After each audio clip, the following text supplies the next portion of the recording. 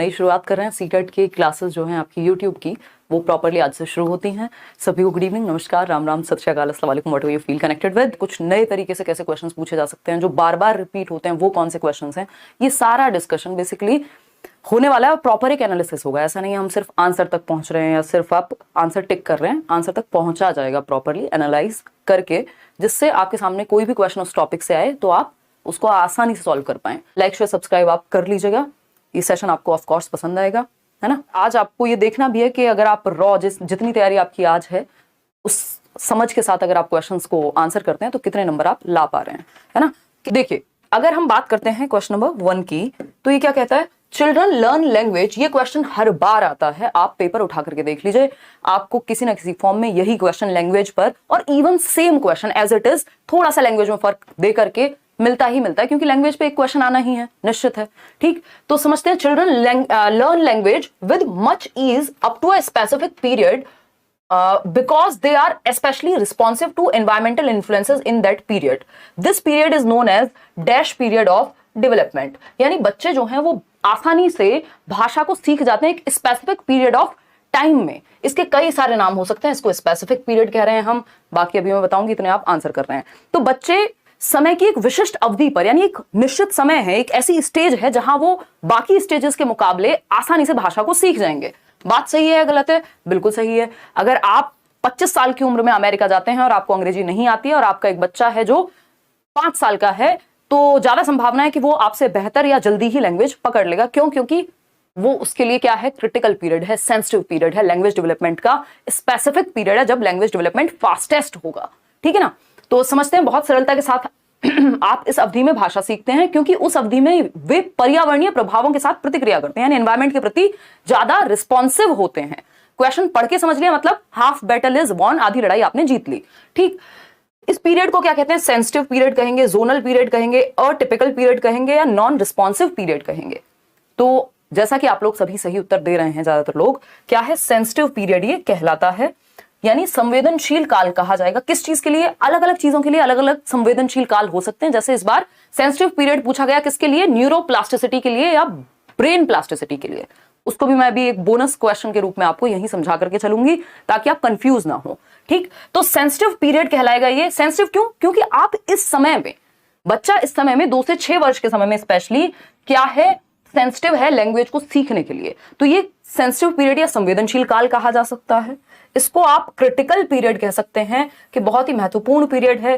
Fastest period of language development कह सकते हैं कि भाषा विकास सबसे तीव्रता से इसी उम्र में होता है, इसी सेंसिटिव पीरियड में होता है।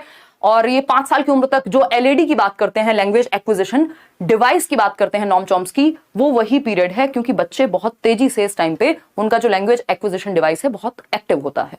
उम्र के साथ ये धीरे धीरे वीक होता जाता है। तो ये जोनल यानी क्षेत्रीय, कोई क्षेत्रीय अवधि होती है, ये किसी क्षेत्र की बात हो रही है? जी नहीं, एज की बात हो रही है। अटिपिकल यानी विशिष्ट या एबनॉर्मल पीरियड है ये? नहीं, बिल्कुल नॉर्मल है, सेंसिटिव पीरियड है ये।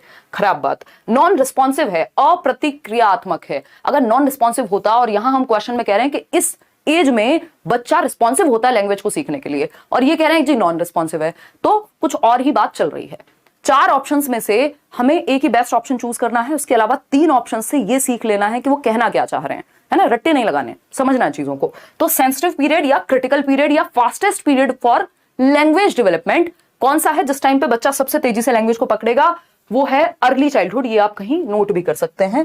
क्या है? Early childhood. अर्ली चाइल्डहुड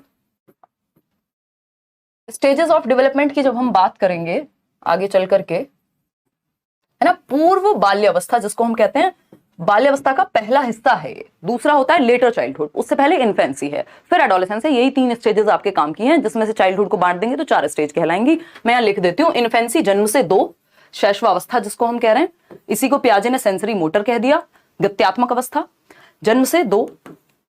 फिर चाइल्डहुड में 2 पार्ट हैं, अर्ली चाइल्डहुड 2 से 6, लेटर चाइल्डहुड उत्तर बाल्यावस्था जिसको कॉन्क्रीट ऑपरेशनल कहा पियाजे ने 6 से 12, और एडोलेसेंस ये क्या है, ये है आपका 12 से 18, WHO की माने तो 10 से 19 वर्ष।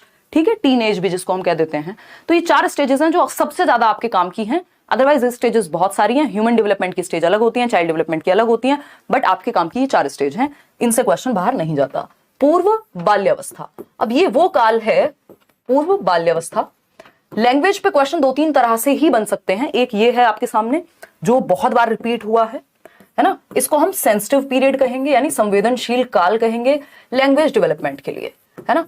फास्टेस्ट पीरियड भी है लैंग्वेज डेवलपमेंट के लिए, यानी सबसे तेजी से भाषा का विकास, सबसे तेजी से, क्योंकि बच्चा जो भी कार्टून देखना शुरू करेगा इसी उम्र में, आसपास के लोगों को सुन के समझना शुरू करेगा और जो वो सुनता है वही रिपीट करता रहता है, हर टाइम पूछता रहता है कुछ ना कुछ। फास्टेस्ट पीरियड है, यानी सबसे तीव्र गति से भाषा का विकास यहां होता है। बाकी सारे विकास भी बहुत तेज हो रहे होते हैं, लेकिन लैंग्वेज की बात करें तो फास्टेस्ट है। क्रिटिकल पीरियड है for language development, critical period है फॉर लैंग्वेज डेवलपमेंट। ठीक है, क्लियर है। ये जो लैंग्वेज एक्विजिशन डिवाइस है नॉम चॉम्स्की जिसकी बात करते हैं, वो भी सबसे ज्यादा एक्टिव यही है। बच्चा 25 से 50, 55, 60 शब्द तक भी एक दिन में सीख जाता है। ठीक है, अगर हम बात करते हैं यहां लैंग्वेज की एक और छोटी सी बात, तो कुछ स्टेजेस होती हैं। सबसे पहले बच्चा कूइंग शुरू करता है। कूइंग मतलब कूकना, है ना। 6 हफ्ते में चौप टेढ़ी मेढ़ी आवाजें निकालेगा, है ना, जो समझी नहीं जा सकती, बस वो आवाजें निकालना शुरू कर देता है, कूकना शुरू कर देगा, कूइंग। फिर इसके बाद आती है बैबलिंग की स्टेज, बलबलाना कहते हैं इसको। इस टाइम पे जो सिंगल सिलेबल शब्द हैं जैसे ब म प, ये क्या है, सिलेबल्स होते हैं। ठीक, तो ये 6 महीने में ये भी करना वो शुरू कर देगा, 6 मंथ्स। ठीक, 6 महीने के समय में ये क्वेश्चन आते हैं, पूछे जा चुके हैं प्रीवियसली और पूछे जा सकते हैं, क्योंकि लैंग्वेज पे क्वेश्चन सीडीपी में जब बनता है तो यही 2 तरीके हैं। या तो ये पूछ लेगा कि कौन सी स्टेज में क्या हो रहा है, कब वो 2 शब्द जोड़ के एक सेंटेंस बनाना शुरू कर देगा, या फिर जो आपसे पूछा गया है, यही 2 तरीके के क्वेश्चन है। तीसरा हद से हद वोकैबुलरी पे क्वेश्चन आ जाता है कि कितना शब्द भंडार होता है। तो ये तीनों टाइप मैं आपको कवर करके चलूंगी ताकि आगे आने वाले सेशंस में आप अटके ना जब नए क्वेश्चन मिले तो। ठीक, तो कूइंग यानी कूकना 6 हफ्ते की उम्र में, यानी 1.5 से 2 महीने के बीच। बैबलिंग 6 महीने में, ब म प, यहां मैं लिख भी देती हूँ एग्जाम्पल के रूप में। कूकना बस आवाजें निकालना है जिनका कोई मतलब नहीं होता। ठीक, तो फर्स्ट स्टेज हम ये मान के चलते हैं, कई लोग क्राइंग को भी इंक्लूड कर लेते हैं कि जब बच्चा रोता है तो वो भी जन्म के समय, तो वो भी भाषा की एक स्टेज हो गई, बट हम कूइंग से ही शुरू करते हैं। ठीक है, कूइंग हो गया, बैबलिंग हो गया। फिर आती है वन वर्ड स्टेज, बहुत महत्वपूर्ण है, कई बार क्वेश्चन आया हुआ है। वन वर्ड यानी एक शब्द की अवस्था, ये आएगी 1 से 1.5 साल के बीच में, है ना। 1 ईयर हम इसको मान के चलते हैं जब बच्चा एक शब्द को बोलना शुरू कर पाएगा, जैसे पानी, बाबा, मामा। यहां पे सिर्फ वो सिंगल सिलेबल, जैसे वाटर शब्द है तो वाटर में 2 सिलेबल हैं, एक है वो, दूसरा है टर, तो ये दोनों जोड़ करके नहीं बोल पाता बैबलिंग में, या तो वो बोलेगा या टर बोलेगा। सिंगल सिलेबल शब्दों को ही का ही उच्चारण कर पाता है बैबलिंग की स्टेज में। वन वर्ड स्टेज में वो पूरे शब्द को ठीक से उच्चारित कर पाएगा, यानी प्रोनाउंस कर पाएगा वन वर्ड को, जैसे वाटर हो सकता है, पानी, खाना, वॉटएवर। ठीक, फिर आती है 2 वर्ड स्टेज। 2 वर्ड स्टेज या टेलीग्राफिक स्पीच भी कह देते हैं इस स्टेज को। थोड़ा सा डीप में चलेंगे, पहला सेशन है, इससे क्या होगा, आपको एक समझ पैदा हो जाएगी, आगे आप अटकेंगे नहीं क्वेश्चंस में, है ना। तो टेलीग्राफिक स्पीच, हिंदी में भी टेलीग्राफिक ही कहें आप इससे तो अच्छा है। 2 वर्ड स्टेज कह देते हैं, 1.5 से 2 वर्ष। ठीक है, 18 से 24 महीने, इस पे क्वेश्चन आया था 2018 में, उसके बाद भी आई थिंक आया है बहुत बार कि जब बच्चा, वो कौन सी स्टेज है जब 2 शब्द जोड़ करके एक नया सेंटेंस बनाना शुरू कर देगा। मम्मी, पानी, ये क्या हो गया, सेंटेंस हो गया अपने आप, यहाँ पानी 2, ये सेंटेंस हो गया, 2 शब्द जोड़ के एक नया सेंटेंस बना दिया। तो पहली बार टेलीग्राफिक स्पीच कहते हैं इसको, जब 2 शब्द जोड़ करके एक सेंटेंस बने 1.5 से 2 वर्ष में या 18 से 24 महीने में। ठीक, बहुत इंपॉर्टेंट स्टेज है, पहली बार यहाँ पे वो नया शब्द बनाना शुरू कर देगा। ठीक है, इतनी बात, यही हमारे काम की। फिर इसके बाद लॉन्गर अटरेंसेज है, अगर आप 2 साल के बाद देखें तो वो बड़े जो वाक्य हैं उनको बोलने लग जाएगा। फिर एक और तीसरी तरह का क्वेश्चन है वोकैबुलरी पे क्वेश्चन, ये भी पूछा जा चुका है सीटेट में। वोकैबुलरी मतलब शब्द भंडार। तो इसमें मैं हमेशा आपको एक ही सिंपल फंडा है जिससे आप याद रखते हैं। प्रोफेसर स्मिथ ने जस्ट 3 अवस्थाएं बताई हैं, उसकी वजह से आप कंफ्यूज नहीं होंगे। वो क्या है, उन्होंने कहा 1 साल में बच्चे के पास कितने शब्द होते हैं, बताएगा कोई? 3 शब्द या 2 शब्द, ऐसा कुछ उन्होंने वोकैबुलरी दी हुई है, इससे आपको आइडिया लग जाएगा। 1 साल में 3 शब्द, 2 साल में 272, 272 का शब्द भंडार बच्चे के पास होगा। फिर उन्होंने 5 साल की बात की है, सीधा 2072 शब्द। याद है ये चीज? अब इससे क्वेश्चन कैसे पूछ लेता है, क्वेश्चन पूछेगा 3 साल में कितने होंगे जी, तो 3 साल का जो आइडिया है वो होता है 900 वर्ड्स के अराउंड, 900 प्लस 1000 के आसपास शब्द होते हैं। 4 साल, क्योंकि ये 2000 के बीच में ही रहेगा ना, 272 और 2000 के बीच में रहेगा, 3 साल और 4 साल, तो 4 साल में कितने होंगे, 1500 के आसपास, 1500-1600 प्लस। ठीक, तो ये शुरू के 5 साल का शब्द भंडार भी आपको पता होगा तो बहुत अच्छा रहेगा।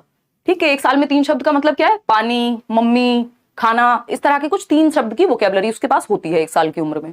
2 साल में 272 शब्द हो जाते हैं। इन 272 का यूज करके वो नए नए सेंटेंसेस बना पाता है। फिर आती है 5 साल की बात, तो 5 साल में 2072 वर्ड की वोकेबलरी है। इसीलिए हम कह रहे हैं कि 2 से 6 वर्ष जो है बहुत ही critical, sensitive, important, fastest period है फॉर लैंग्वेज डेवलपमेंट, भाषा विकास की दृष्टि से। क्योंकि आप देख रहे हैं 272 से 2072 कितने गुना जंप मार गया बच्चा यहां पर भाषा को सीखने में, या उसका शब्द भंडार कितना बढ़ चुका है। ठीक है ना।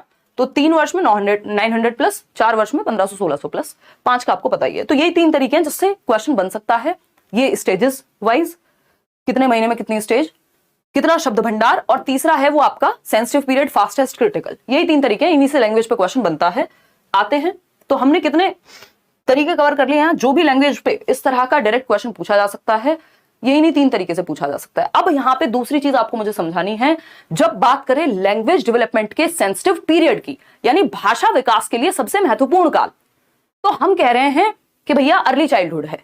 ठीक है ना, सेंसिटिव पीरियड हो गया। अगर कॉग्निटिव डेवलपमेंट के लिए सेंसिटिव पीरियड की बात करें तो पूरा जो टाइम है आपका चाइल्डहुड से लेकर एडोलेसेंस तक, एडोलेसेंस मतलब किशोरावस्था, तो वो किशोरावस्था तक हमें पता है कि किशोरावस्था में मैक्सिमम डेवलपमेंट ऑफ इंटेलेक्ट, यानी बुद्धि का सर्वाधिक विकास या मैक्सिमम जो डेवलपमेंट है वो किशोरावस्था में हो जाता है। इसका मतलब इंपॉर्टेंट पीरियड क्या है, हम बॉर्नवीटा का ऐड आता था, आपने सुना होगा, देखा होगा कि 5 साल तक की उम्र तक बच्चे के 90% मस्तिष्क का विकास हो जाता है। यानी वो 5 साल की उम्र से लेकर के या पूरा जो चाइल्डहुड है उससे लेकर के एडोलेसेंस तक ये सेंसिटिव पीरियड है। किसके लिए? दिमाग के डेवलपमेंट के लिए, कॉग्निटिव डेवलपमेंट जिसको हम बोलते हैं, है ना। तो इसी तरह का एक नया टॉपिक इन्होंने साथ में जोड़ दिया इस बार, क्या? ब्रेन प्लास्टिसिटी, या जिसको न्यूरोप्लास्टिसिटी भी कहते हैं। आजकल बहुत चर्चा में है, पिछले 2-3 सालों से नई रिसर्च इस पे बहुत सारी आ रही है कि हमारा जो ब्रेन है वो हमेशा सीखता रह सकता है। तो इससे एक क्वेश्चन आया जिसको हम अभी डिस्कस करेंगे, उससे पहले मैं थोड़ा सा आपको समझा देती हूँ कि कहानी चल क्या रही है ना। नेक्स्ट क्वेश्चन पे जाएंगे, डोंट वरी, पेशेंस रखेंगे, कोई जल्दबाजी नहीं है, क्योंकि आज का सेशन अगर आप कंप्लीटली देख लेते हैं आपका एक बेस तैयार हो गया। अगर आपने बहुत ज्यादा पहले नहीं भी पढ़ा है तो आपको चीजें समझ में आने में आसानी रहेगी। ठीक है ना। तो न्यूरोप्लास्टिसिटी या ब्रेन प्लास्टिसिटी या मस्तिष्क नमनीयता कह सकते हैं आप इसको। प्लास्टिसिटी का मतलब ये नमनीयता, प्लास्टिक है कोई चीज, प्लास्टिक है मतलब जिसको तोड़ा नहीं जा सकता, इजीली मोल्ड किया जा सकता है, कोई भी शेप दी जा सकती है। तो ब्रेन प्लास्टिसिटी या न्यूरोप्लास्टिसिटी, हमारे ब्रेन में न्यूरॉन्स होते हैं जो कि विस्फोट करते रहते हैं, जिसकी वजह से हमारे न्यूरल पाथवेज बनते हैं। ये थोड़ा अपने आप में एक छोटा सा वीडियो भी कल डाल दूंगी, मैं कल बैच में ये समझाया भी था, जो लोग बैच में हैं उनको पता होगा। तो इस पे एक मैं उसमें से ही एक क्लिप लगा करके, क्योंकि ये नया क्वेश्चन है इस बार, तो आप यूट्यूब पे भी पढ़ लेंगे। तो ब्रेन प्लास्टिसिटी का मतलब क्या है? ब्रेन मस्तिष्क नमनीयता, यानी हमारा ब्रेन अनुभव के आधार पे परिवर्तित हो सकता है, यानी एनवायरमेंट के अकॉर्डिंग अडेप्ट करने की क्षमता है हमारे ब्रेन में, और जीवन भर अनुभव के आधार पे हमारा ब्रेन चेंज होता रह सकता है। यही प्लास्टिसिटी है। प्लास्टिसिटी मतलब चेंजेबल है, जो हम डेवलपमेंट के बारे में परसों पढ़ रहे थे कि डेवलपमेंट क्या है? मॉडिफिएबल है, चेंजेबल है, अमेंडेबल है, प्लास्टिक इन नेचर है, यानी परिवर्तन संभव है डेवलपमेंट में। ऐसा नहीं है कि परिवर्तन संभव नहीं है, इरिवर्सिबल है, रिवर्स नहीं होगा, लेकिन चेंज तो हो सकता है, मॉडिफाई तो हो सकता है। प्लास्टिसिटी तो होती है ब्रेन में, जिसकी वजह से हम नई नई चीजें सीखते रहते हैं। ये प्लास्टिसिटी सबसे ज्यादा 3 समय पे जो है एक्टिव होती है। आपका जो शुरुआती साल है जीवन के, है ना, बचपन है, हद से हद एडोलेसेंस तक, या फिर कोई इंजरी हो जाए, या फिर तीसरी चीज है जब आप कुछ नया सीखते हैं, आप स्विमिंग सीख रहे हैं, आप रीडिंग सीख रहे हैं, इन सब चीजों से आपके जो न्यूरॉन्स हैं वो विस्फोट करते रहते हैं। Millions and billions of neurons हैं आपके ब्रेन में, जिनकी वजह से आपका दिमाग एक्टिव रहता है। तो नई नई चीजों को सीखने की क्षमता या एनवायरमेंट में अडेप्ट करने की क्षमता, इस पे एक वीडियो में अलग से कल डलवा दूंगी, वो आप देख लीजिएगा। अब क्वेश्चन आता है इससे, अभी हमने बात की थी sensitive period for language development, तो हमें पता है वो है क्या? Early childhood. अब पूछ लिया हमसे, in the field of child development the concept of brain plasticity, यानी ब्रेन, ये बोनस क्वेश्चन है, इस पे मैंने नंबर नहीं डलवाया है क्योंकि इसी से जुड़ा हुआ है। ब्रेन प्लास्टिसिटी की जब हम बात कर रहे हैं, यानी मस्तिष्क नमनीयता के संप्रत्य की जब हम बात कर रहे हैं, तो इसका मतलब क्या है? ये सजेस्ट क्या करती है? अगेन, अनुभव के आधार पे अडेप्ट करने की क्षमता, चेंज हो सकने की क्षमता ही प्लास्टिसिटी है। ठीक, देखते हैं। Only heredity influences development, not environment, यानी केवल आनुवांशिकता, जीन्स, जेनेटिक मेकअप ही हमारा विकास को प्रभावित करता है। हमारा तो पूरा का पूरा एक टॉपिक है हेरिडिटी एंड एनवायरमेंट। विकास जो है किसका गुणनफल है? हेरिडिटी यानी आनुवांशिकता और वातावरण का, हेरिडिटी एंड एनवायरमेंट का। तो सिर्फ हेरिडिटी थोड़ी कह सकते हैं कि जो हमें जेनेटिक मेकअप से मिल गया, एनवायरमेंट में चाहे खाना दो मत दो, स्कूल भेजो मत भेजो, कोई फर्क नहीं पड़ता, ऐसा नहीं है। ठीक, फिर है B option, development proceeds at same rate among all individuals. देखिए, सेम रेट पे नहीं हो सकता, स्टेज सेम होती है डेवलपमेंट की, डेवलपमेंट के चरण सेम होते हैं, है ना। बाल्यावस्था है तो पूरी दुनिया में बाल्यावस्था उसी उम्र के आसपास रहती है, लेकिन दर तो दो भाई बहनों की भी सेम नहीं होगी, कोई किसी चीज को जल्दी सीख लेगा, कोई लेट सीखेगा, तो ये तो दोनों ही गलत हो गए। ठीक है, दो तरीके हैं, या तो हम सही उत्तर को पकड़ लें या फिर गलत को हटा दें अगर हमें सही नहीं पता। तो जिनको ब्रेन प्लास्टिसिटी नहीं भी पता था वो भी इस आंसर तक पहुंच सकते थे एलिमिनेशन मेथड के थ्रू, एलिमिनेट करके जो गलत ऑप्शंस हैं। वो कब पता होंगे आपको? जब आपने बाकी चीजें पढ़ी होंगी। नया कॉन्सेप्ट आ भी जाए तो डरना थोड़ी है, अगर आपने बाकी चीजें पढ़ी हैं आप अपने आप आंसर तक पहुंच जाएंगे। ठीक है ना। तो entire period of childhood and adolescence is a sensitive period of cognitive development. यही बात, जब बात sensitive period of cognitive development की आएगी तो हम कहेंगे एडोलेसेंस और चाइल्डहुड जो है बहुत महत्वपूर्ण पीरियड है इस चीज के लिए। जब लैंग्वेज की आएगी तो हम अर्ली चाइल्डहुड की बात करेंगे। ठीक है, तो बाल्यावस्था और किशोरावस्था की जो पूरी अवस्था है वो संज्ञानात्मक विकास के लिए संवेदनशील अवस्था कहलाती है, बहुत ही क्रिटिकल या इंपॉर्टेंट पीरियड कहलाता है। ठीक है ना। तो ये एक बात हो गई, इसी को हम प्लास्टिसिटी से जोड़ रहे हैं कि इस टाइम पे आपका ब्रेन सेंसिटिव है। ये वो पीरियड है जब ब्रेन का डेवलपमेंट मैक्सिमम हो सकता है, संवेदनशील है उस टाइम पे। Development in one domain doesn't influence development in another domain. अब ये बात हमने पढ़ी है कि विकास के जो तीन मुख्य प्रकार हैं, PCSE, SE एक साथ ही काउंट होता है इसलिए तीन मुख्य प्रकार हैं, फिजिकल, कॉग्निटिव, सोशल इमोशनल, शारीरिक, संज्ञानात्मक, सामाजिक और संवेगात्मक। तो ये सारे आपस में जुड़े हुए हैं। शरीर में चोट लगेगी, मन भी ठीक महसूस नहीं करेगा, है ना। तो ये क्या हुआ, मतलब इसका सिंपल ये है कि भैया इंटर रिलेटेड होते हैं, अंतः संबंधित होते हैं विकास के जो पक्ष हैं, क्षेत्र हैं। ऐसा नहीं है किसी का किसी पे कोई प्रभाव नहीं पड़ता, है ना। ब्रेकअप होने पे 4 दिन तक पढ़ते नहीं है लोग, कोई डेथ हो जाए आसपास तो पूरा डिस्टर्बेंस हो जाता है। ऐसा थोड़ी आप उस समय पे काम करना नहीं जानते हैं कोई, बट इमोशंस हिले हुए हैं, है ना। जैसे हमारे जो टाइपिस्ट हैं उनकी मदर की डेथ हो गई है तो अभी वो 2-3 दिन छुट्टी पे है, तो ऐसे थोड़ी उनको टाइपिंग नहीं आती है, बट इमोशंस हिले हुए हैं, काम नहीं करेंगे उस समय पे, या सही महसूस नहीं कर रहे हैं तो दिमाग भी ठीक से काम नहीं कर रहा। तो फिजिकल, कॉग्निटिव, सोशल, इमोशनल चारों जो एस्पेक्ट हैं वो जुड़े हुए हैं। ठीक, तो ये तीनों ही बातें गलत थी तो एक ही ऑप्शन बचेगा जो अपने आप में सही हो जाएगा, कोई पांचवा ऑप्शन तो सही होगा नहीं भाई। आंसर आपके सामने है, यही है, इन 4 ऑप्शंस में से कोई एक होगा। तो C option is the only right answer over here कि प्लास्टिसिटी क्या है, वो पीरियड जो सेंसिटिव पीरियड है ब्रेन डेवलपमेंट के लिए, क्या है, चाइल्डहुड और एडोलेसेंस। इसमें 2 प्रकार की ब्रेन प्लास्टिसिटी होती है, एक है आपका स्ट्रक्चरल प्लास्टिसिटी, दूसरी है फंक्शनल प्लास्टिसिटी। इसमें मैं कल एक वीडियो डलवाऊंगी तब आपको ये चीज क्लियर हो जाएगी, बहुत लंबी चली जाएगी नहीं तो। ये स्ट्रक्चरल प्लास्टिसिटी है कि जब आप कुछ नया सीखते हैं, कुछ नया करते हैं, अपने दिमाग को चैलेंजिंग टास्क में इन्वॉल्व करते हैं तो आपका जो स्ट्रक्चर है ब्रेन का वो भी चेंज हो जाता है। जैसे आपने सुना होगा जो लोग मेडिटेशन वगैरह लंबे समय तक करते हैं तो उनका जो आई थिंक एमिगडाला जिससे स्ट्रेस इंड्यूस होता है वो वाला जो पार्ट है ब्रेन का वो कम होने लगता है, या तो हिपोकैम्पस या एमिगडाला, इन दोनों में से कोई कम हो जाता है, वो ब्रेन के स्ट्रक्चर में चेंज आ जाता है। तो ये क्या हुआ, ये प्लास्टिसिटी है कि परिवर्तन संभव है। दूसरा है फंक्शनल प्लास्टिसिटी। मान लीजिए चोट लग गई, आप हाथ आपके काम नहीं करते किसी एक्सीडेंट की वजह से, तो लोग आपने सुना होगा जिनके हाथ नहीं है वो पैरों से भी लिखना सीख लेते हैं, या राइट हैंड से लिखते थे, कोई दुर्घटना घट गई राइट हैंड से नहीं लिख पाएंगे, आपने लेफ्ट से सीख लिया, तो ब्रेन का दूसरा हिस्सा फंक्शनल हो जाता है उस काम को लेकर के। तो ये 2 प्रकार की प्लास्टिसिटी होती है। खैर इस पे एक वीडियो आप अलग से भी देखिएगा। आते हैं क्वेश्चन नंबर 2 पर, अब जवाब देंगे पोल में। बहुत लंबी कहानी चल गई, ठीक है ना, बहुत बढ़िया। ये जितने भी लोग हैं जो लाइक शेयर करना भूल जाते हैं, भैया लाइक शेयर किया करो, पॉजिटिविटी को बढ़ावा देना चाहिए, मस्त तरीके से सीखेंगे, है ना। अब mother notices that one of her twins, एक माँ ये नोटिस करती हैं, इस बात पे ध्यान जाता है उनका कि उनके ट्विंस मतलब 2 बच्चे हैं। ट्विंस भी 2 प्रकार के होते हैं आपको पता है, एक आइडेंटिकल ट्विंस जो बिल्कुल एक जैसे दिखते हैं, एक सेम जेंडर होगा, और दूसरे होते हैं फ्रेटर्नल ट्विंस जो भाई बहन हो सकते हैं, जबकि आइडेंटिकल ट्विंस या तो भाई भाई होंगे या बहन बहन होंगी। ठीक, तो जो ट्विंस हैं ये मैं आपको रिवाइज कराने के लिए इस चीजें बीच बीच में जोड़ के समझाती हूं ताकि चीजें कनेक्टेड रहें ब्रेन में। तो ट्विंस हैं, एक मदर ये नोटिस करती है कि उनके 2 बच्चे हैं, जुड़वा बच्चे हैं, उनमें से एक जो है is progressing more quickly in learning to walk, जल्दी चलना सीख रहा है एक बच्चा दूसरे बच्चे के कंपैरिजन में, ठीक, तुलना में। Which principle of development is associated with this variation in learning, विकास का कौन सा सिद्धांत यहां लागू होता है। भाई विकास के कई सारे सिद्धांत है ना, विकास एक बड़ी प्रक्रिया है तो इसको अच्छे से समझने के लिए कुछ सिद्धांत भी पढ़ते हैं हम। अगर आपने मैराथन वगैरह देखी होगी तो मैंने उसमें समझाया हुआ है अच्छे से, ठीक। तो अगर हम बात करते हैं यहां, एक मां ने देखा कि उसका एक जुड़वा बच्चा दूसरे की तुलना में जल्दी से चलना सीख रहा है। अब इसका क्या मतलब है, कौन सा सिद्धांत है। पहला option, development proceeds from head to toe, सिर से पैर की ओर जाता है डेवलपमेंट।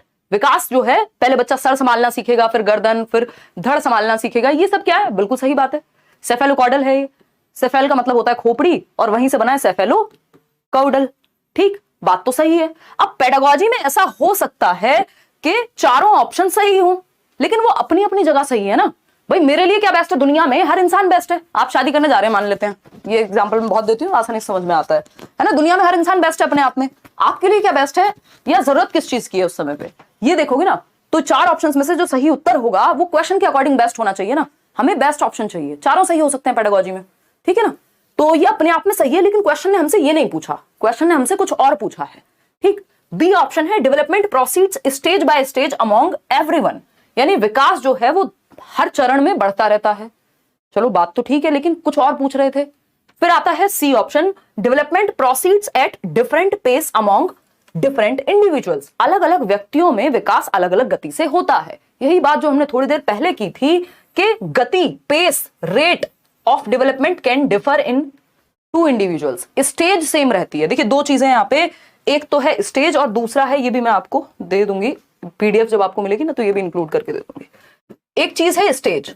स्टेज यूनिवर्सल होती है। डेवलपमेंट की जो स्टेजेस हैं वो यूनिवर्सल हैं, सार्वभौमिक हैं। चाहे कजाकिस्तान का बच्चा हो, चाहे वो अमेरिका का बच्चा हो, अफगानिस्तान का हो, इंडिया का हो, कहीं दुनिया का कोई बच्चा हो, विकास के चरण सेम रहते हैं। जवान होने से पहले बचपन आता है, ऐसा नहीं होता पहले बुढ़ापा आ गया, बाद में आप अडल्ट हुए, वयस्क बने, या बाद में किशोरावस्था आई। एक सीक्वेंस है जो फॉलो होता है, ठीक है ना। तो सार्वभौमिक है, स्टेजेस सबके लिए सेम रहती हैं। क्या रहती हैं? सेम रहती हैं। लेकिन क्या एग्जैक्ट सेम डे पे दो बच्चे चल जाएंगे? कोई जल्दी सीख लेगा कोई चीज, कोई थोड़ा धीमे सीखेगा। तो जो रेट है, यानी चरण तो सेम हो सकते हैं बट दर भिन्न होती है। इसको दूसरे शब्दों में पेस भी कह सकते हैं। विकास की गति भिन्न हो सकती है, जबकि तो गति क्या है? सेम नहीं होगी, नॉट सेम फॉर ऑल, जबकि स्टेज सेम रहेगी। इन दो चीजों में जो लोग कंफ्यूज होते हैं हर साल एक नंबर गवा के आते हैं, क्योंकि एक क्वेश्चन इस पे आता ही आता है। ठीक है जी। तो विकास के जो चरण है वो सबके लिए सेम है कि पहले इन्फेंसी होगी, फिर early childhood, letter childhood, adolescence, adulthood, old age, ये सब। लेकिन दर भिन्न हो सकती है। 2-3 साल के बच्चे जरूरी नहीं है कि दोनों सेम समय पे चलना सीखें। कोई पहले सीख लेगा, सेम समय पे बोलना सीखें, कोई जल्दी बोलना सीख लेगा, किसी को ज्यादा शब्द आते होंगे। ठीक, तो ये बात हमें समझ के रखनी है कि development proceeds at different pace among different individuals, कि विकास जो है वो अलग अलग गति से हो सकता है अलग अलग इंडिविजुअल्स में, चाहे वो जुड़वा बच्चे ही क्यों ना हो। बात सही है या गलत है? बिल्कुल सही है। ठीक, कोई दिक्कत परेशानी, दर्द, समस्या यहां तक हो तो बता दो। फिर डी ऑप्शन है development proceeds from general to specific, यानी पहले सामान्य गतिविधि करता है बच्चा, बाद में विशिष्ट, यानी पहले वो पूरे हाथ से किसी चीज को पकड़ना सीखता है, बाद में वो उंगलियों का इस्तेमाल करना सीखेगा, जो कि स्पेसिफिक है। बात तो सही है, बट पूछा क्या था? है पूछा तो नहीं था ये, पूछा तो नहीं था ये स्टेज बाय स्टेज, पूछा तो नहीं था ये। पूछा तो ये था कि ऐसा क्यों हो रहा है भैया, दो जुड़वा बच्चे हैं, सेम टाइम पे पैदा हुए हैं, एक साथ पैदा हुए हैं, माताजी भी एक ही हैं, अब पहले क्यों चलना सीख पा रहा है एक बच्चा? क्यों? क्योंकि दर का अंतर हो सकता है विकास की प्रक्रिया में, जो कि सी ऑप्शन में ही कहा गया है। बात सही है या गलत है? बिल्कुल सही है। सी ऑप्शन पे चलते हैं, सॉरी थर्ड क्वेश्चन पे चलते हैं। हमको ज्यादा ही स्लो चल रहे हैं मुझे लग रहा है ना, बट कोई बात नहीं, समझ लेते हैं प्रॉपर तरीके से। इस एक सेशन से समझ ऐसी विकसित हो जाएगी, जब हम चीजें कर रहे होंगे टॉपिक वाइज तो समस्या नहीं होगी। पोल मिल गया होगा आपको, ठीक है ना। क्वेश्चन नंबर 3 देखिए, पोल में जवाब दीजिए। डेवलपमेंट इज डिपेंडेंट अपॉन, विकास किस पर निर्भर करता है? विकास की प्रक्रिया किस पर निर्भर करती है? फटाफट से बताइएगा। गुड इवनिंग भाई, बताइए, जवाब दीजिए। जवाब, आवाज तो कम नहीं आ रही है? देखो, बहुत बढ़िया, आपका दिल से आभार, मेरा एग्जाम क्लियर हो गया है, लव यू। बहुत बढ़िया। हाँ, उधर रिजल्ट आया ना शायद मध्य प्रदेश में, और पीएस टेट का भी, बहुत बढ़िया यार। देखिए एक बार, डी ऑप्शन कितने, 64% लोग, यानी 64% लोग सही उत्तर दे रहे हैं। बाकी के जो है महान लोग 36% वो गलत उत्तर दे रहे हैं, इन्हीं में घूम रहे हैं वो, है ना। 36% लोग इतने आसान सवाल का जवाब गलत दे रहे हैं, जबकि 64% लोग सही जवाब दे पा रहे हैं, जबकि हमने समय खूब अच्छा खासा दिया है। अब ये सही जवाब क्यों है इसको देखना जरूरी है। ठीक, डेवलपमेंट इज डिपेंडेंट अपॉन, विकास किस पर निर्भर करता है? पहला ऑप्शन है जेनेटिक डिस्पोजिशंस पर, आनुवांशिक प्रवृत्तियों पर, यानी जो जीन्स से हमें मिला है, जो हेरिडिटी से हमें मिला है, जो हमारे डीएनए से है। बात तो सही है, उसका रोल होगा, मैच्योरिटी में भी उसका रोल होगा, इंटेलिजेंस पे भी आपकी उसका प्रभाव पड़ेगा। बात सही है गलत है? बिल्कुल सही है ना। देखो शब्दों में नहीं फंसना, वो यहां से ना पकड़ के कान यहां से पकड़ेगा, कभी बीच से पकड़ेगा, यानी लैंग्वेज का खेल होता है। टॉपिक वही है, सिलेबस सेम है इतने सालों से। सोशियो कल्चरल प्रैक्टिसेस, सामाजिक सांस्कृतिक प्रथाओं का भी प्रभाव पड़ता है। जिस समाज और संस्कृति में आप रहते हैं उस समाज और संस्कृति का आपके विकास की प्रक्रिया पर प्रभाव पड़ता है, ऐसा वाइगॉस्की भी कहते हैं, ऐसा ज्यादातर लोग मानते ही हैं। ठीक है ना, ये हम फैक्टर्स अफेक्टिंग डेवलपमेंट में भी कर रहे थे। बैच वाले थोड़ा सा याद कर लें, या जिन्होंने यूट्यूब पे भी पढ़े हुए हैं प्रीवियस सेशंस, उनको भी ये बात पता होगी। फिजिकल एनवायरमेंट, भौतिक वातावरण, मैंने कल परसों ही बताया था किसी बैच में कि एनवायरमेंट दो तरह के होते हैं, एक होता है फिजिकल एनवायरमेंट, दूसरा होता है सोशल एनवायरमेंट।